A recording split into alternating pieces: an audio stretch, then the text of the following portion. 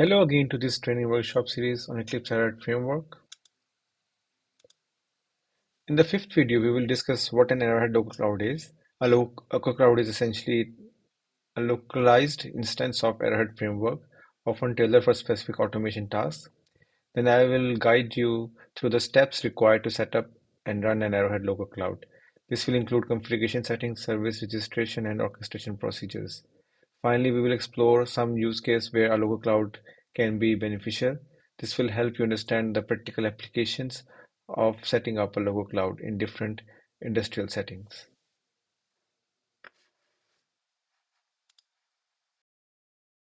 Video. We will run the Arrowhead local cloud instance for the factory and run a provider system and see how to set up the local cloud and the mandatory core systems and how it looks like. So the steps involved in setting up a local cloud instance and the provider system and the consumer systems system involves insert a new entry with the consumer details into the systems table, insert a new entry with IDs of the consumer entry, provider entry, and the service definition entry into the authorization intra-cloud table, and insert a new entry with IDs of authorization intra-cloud entry and service interface entry into the authorization intra-cloud interface connection table. So these are the steps which are involved in the intra-cloud communication. And when we go over the intra-cloud communication, then we will follow these steps. So I'll go through one by one to, through all these steps. So the first one is that let's go to the factory local cloud Arrowhead instance. So I have it over here, the factory local cloud, and the first step is to run the service registry. So without running the service registry, we cannot run any of the other system.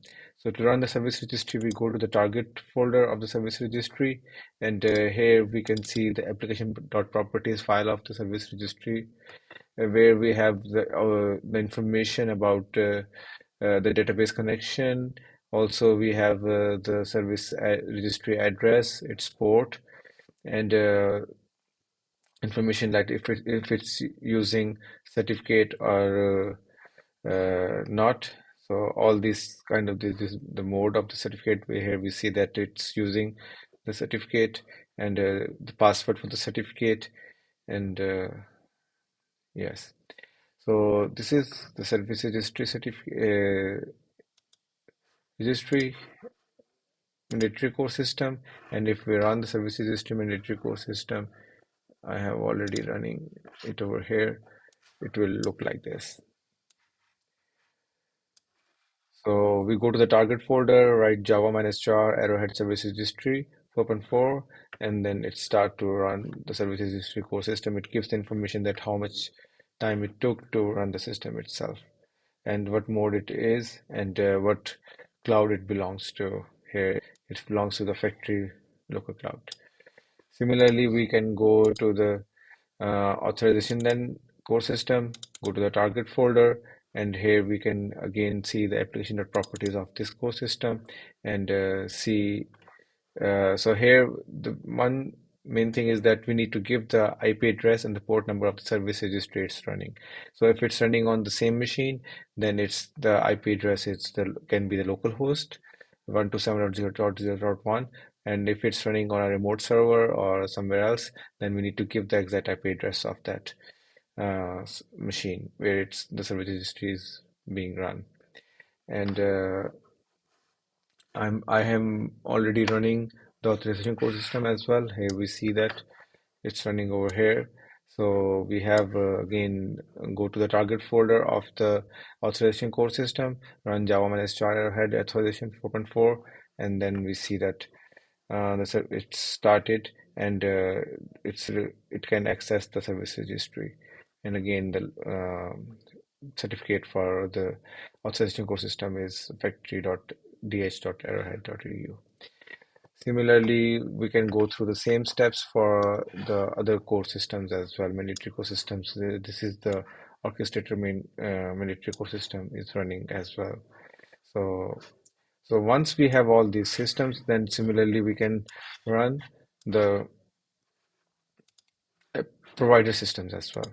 So when we run a provider system, let's say we have this heat provider system.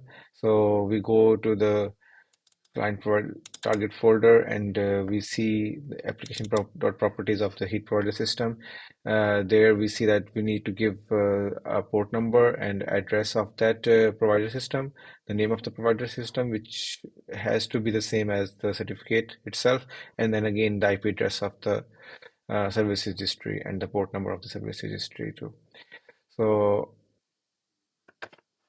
we give that in over here, all this information, and then we can run the provider system. Once we run the provider system, all the services inside the provider system are already registered into the service registry, and the system itself also get registered in the service registry. So if we go to the service registry Swagger API, that the management tool which we discussed earlier, and go to the management, and then here we can, if we click on the get,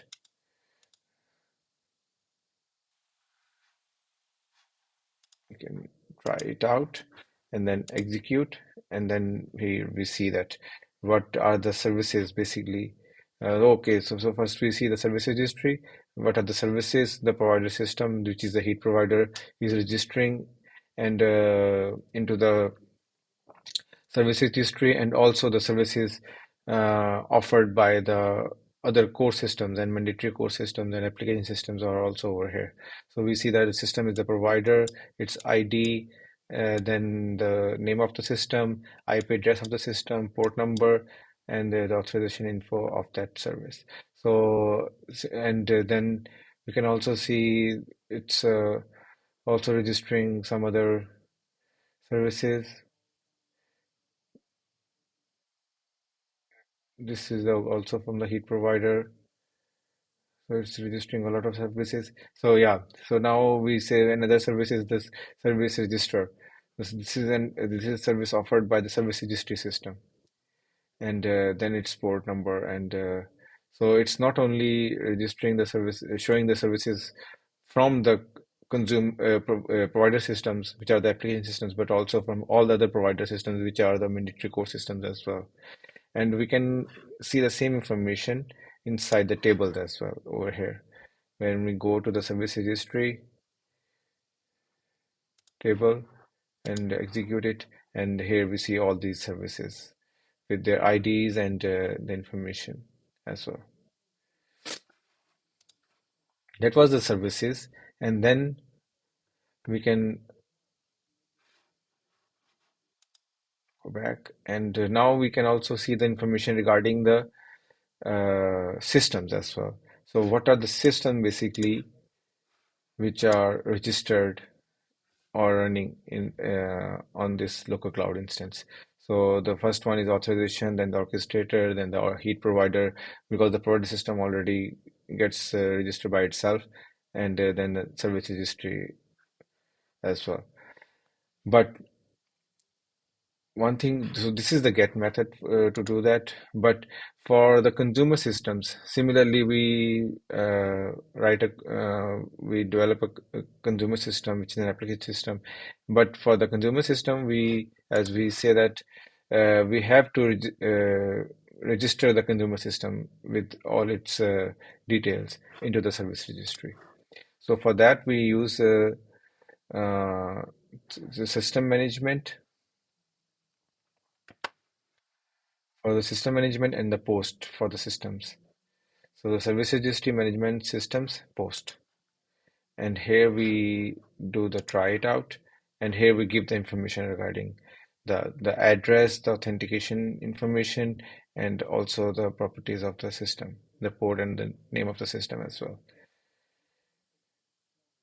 So this way we can register the consumer system as well.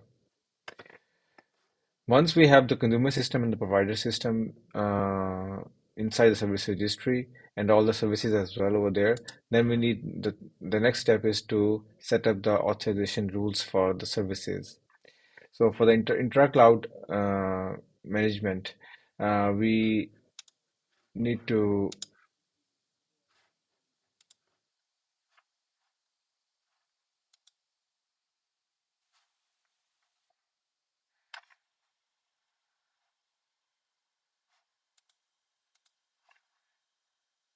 Okay. So we need to post the intra-cloud management rule. So for intra-cloud posting the rules or setting up the rules, we need to give the consumer ID and then the interface and then the provider IDs and the service definition ID. So the service definition ID we get from the from the service registry or from the MySQL database. Here are the service IDs over here, and here are the system IDs as well. So this way we can set up the intra-cloud rules for the authorization for the services as well. So yeah, that's it. This way we can run the complete instance for mandatory core systems of Arrowhead and also run a provider system and a consumer system. Thank you.